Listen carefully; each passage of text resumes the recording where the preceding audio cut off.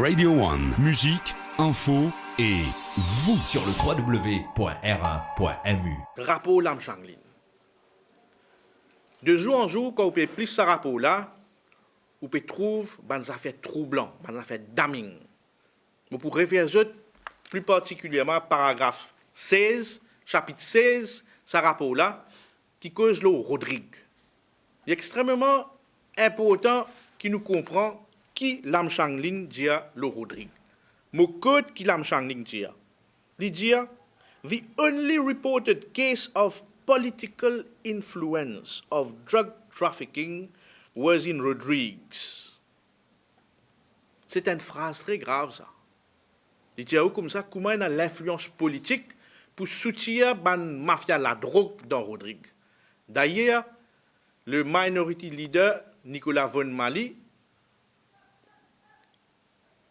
soulève la question et il y a une motion de blâme contre Serge Clair qui est citée dans le rapport Lam Changlin. Ce parti, l'EPR, est cité dans le rapport Lam Changlin. Et le rapport va beaucoup plus loin quand il donne nous en détail comment je servis l'influence politique pour transférer le cadre de là-dessous qui peut faire ce travail correctement quand je peux tous ban dimoun présumés trafiquants de drogue, mais qui proche avec l'EPR. Nous guettons ça d'une façon très grave et pareil, à juste titre, Rubina Djadou John Bokas avec Tilak Dari fin démissionné, je suis bizarre démissionné, je non fin cité, et dans l'enquête qui bizarre fait aux autres, nous joignons le minority leader Nicolas Von Mali pour nous demander la démission de Serge Clair.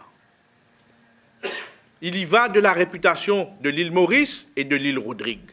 Serge Clair, bizarre step down, les bizarre démissionné. L'affaire Stéphane Berklen qui peut défier l'actualité en ce moment-ci. Et Stéphane Berklen, c'est un athlète de très haut niveau, un des plus grands athlètes que Maurice connaît, qui fait la fierté de l'île Maurice, qui fait le drapeau du quadricolore flotter à plusieurs occasions, que ce soit au niveau local et international. Aujourd'hui, je me trouve aberrant qui, ça athlète-là, toute sa contribution qu'il a mis dans le sport, cette contribution, on ne peut pas reconnaître. Pendant 4 mois, cette allocation fait supprimée, fait gelée, parce qu'il refuse de donner un certificat de caractère. Mais la question que me pose le ministre Toussaint aujourd'hui, moi, est-ce que, quand Stéphane Berklen qui représente Maurice, à l'époque, quand il peut entraîner, il passe beaucoup de temps, beaucoup de sacrifices pour faire honneur au pays, est-ce qu'à l'époque, tu demandes un certificat de moralité? Est-ce que ça 350 athlètes qui peuvent participer dans le jeu des îles en 2019, est-ce qu'ils ont besoin de fournir un certificat de moralité?